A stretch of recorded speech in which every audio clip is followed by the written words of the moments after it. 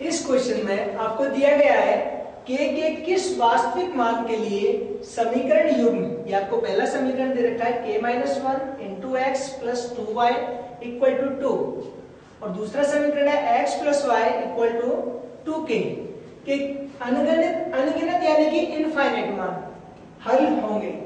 इसके लिए आपको पता है आपके पास एक कंडीशन होती है जब आपको अनंत हल मिलते हैं, अगर आपके पास जो गुणांक हैं x के गुणांक a1 upon a2 equal to हो y के गुणांकों के b1 अपॉन b2 इक्वल हो जो आपकी कांस्टेंट संख्या है उनके अनुपात।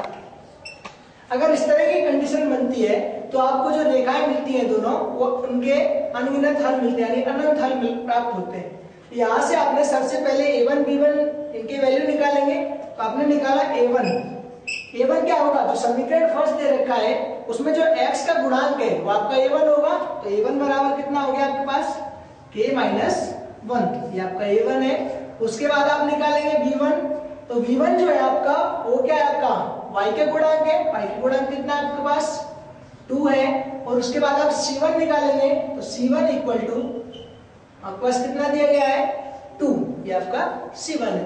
उसके बाद आपने a2 निकाला, तो a2 बराबर जो आपका दूसरा समीकरण दे रखा है उसमें जो x का गुणांक होगा वो a2 होगा, यहाँ पर x के मल्टीप्लाई में क्या होगा, यहाँ गुणज होगा यानी 1 होगा, तो यहाँ जो x का गुणांक क्या हो गया 1 हो गया, तो a2 आपको मिला 1। उसके बाद b2 आपने निकाला, b2 बराबर जो y का गुणांक है, y का गुणांक यहाँ पे क्या है 1 है, तो आपने लिख दिया यहाँ पे 1। उसके बाद c2 निकाला आपने, तो c2 बराबर जो आपका यहाँ पे जो कांस्टेंट संख्या है वो c2 होती है आपकी, यहाँ पे क्या लिखा हुआ है 2k, आपका ये c2 है।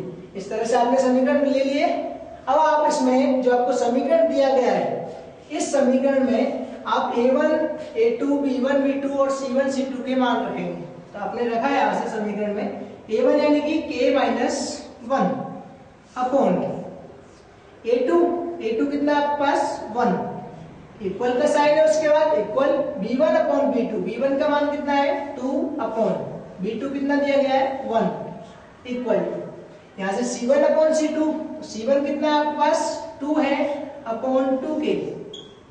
ये आपको इस तरह से मानों को रख लिया। आपको k का मान निकालना है, तो इनमें से किसी भी दो का आप प्रयोग करके k का मान निकाल सकते हैं। तो आपने इन पहले दोनों का यूज करते हैं, पहला और दूसरे का, और k का मान निकालते हैं।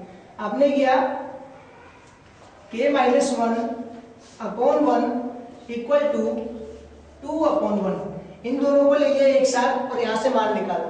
यहाँ से आपको दिख रहा है अगर हम यहाँ इसके अपॉन में 1 है, इसके अपॉन में 1 है, इसे लिखना जरूरी नहीं है तो आपके पास, तो आपने किया यहाँ से k - 1 इक्वल टू 2।